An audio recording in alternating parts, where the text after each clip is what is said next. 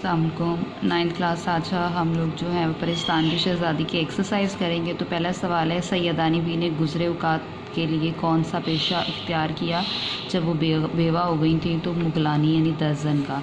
मीर साहब और इनकी बीवी सैयदानी बी की किस बात पर ज़्यादा खुश थे? तो मीर साहब और इनकी बीवी दोनों सैयदानी बी की इस बात पर ज़्यादा खुश थे कि बच्चों की तरबियत कर रही थी और ऐसी पाबंद शरीयत और हुनरमंद उस्तानी सिर्फ़ रोटियों पर कहाँ मुयस्सर आती हैं। उसके बाद अगला क्वेश्चन है, परिस्तान के बादशाह ने सैयदानी बी को किस काम के लिए बुलाया था? तो परिस्तान के बादशाह ने सैयदानी बी को जोड़े सिलवाने और टाँकने के लिए बुलाया था। यानी जोड़े वो सिलवाने के लिए सिलने के लिए गई थी और टाँकने के लिए गई थी। बादशाह बेगम का जो असली नाम था वो क्या था? तो असली नाम उनका था ज़ामरुद परी था। परिस्तान के फलों की क्या बात थी जो उन्होंने परिस्तान में खाए थे? तो परिस्तान के फलों की ख़ास बात ये थी कि जब सैयदानी भी एक फल तोड़ती तो दूसरा इसकी जगह फ़ौरन निकल आता। यानी वो फल उन्होंने जब वो तोड़ती तो फ़ौरन दूसरा फल उसकी जगह पे आ जाता। उसके बाद MCQs हैं।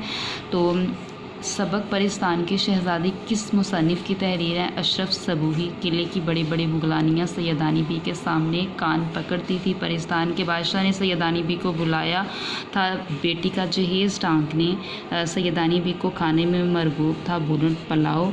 उसके बाद अगला क्वेश्चन जो है वो ये है, परिस्तान में फलदार पौधे बड़े थे बलाश्त भर।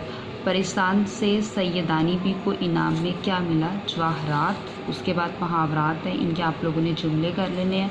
उसके बाद कॉलम है, मरहटा गदी तबाही, मीर साहब खुशमजाज, अंडा शहज़ादी, कांड्रा देव, बकर गदा तो जिन, और उसके बाद है हुनर धाक। उसके बाद जो है वो